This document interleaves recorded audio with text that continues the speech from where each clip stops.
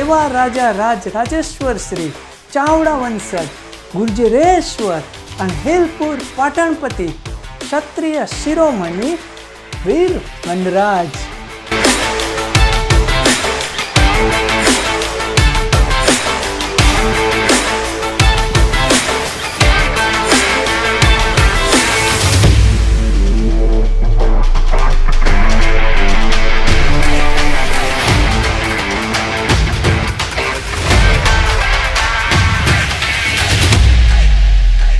અનુચ્છેદ 13 આપણે કાયદાની વ્યાખ્યા સમજી ગયા. હવે અનુચ્છેદ 14 જે બે કન્સેપ્ટ છે, એક છે કાયદા સમક્ષ સમાનતા અને એક છે કાયદાનું સમાન રક્ષણ.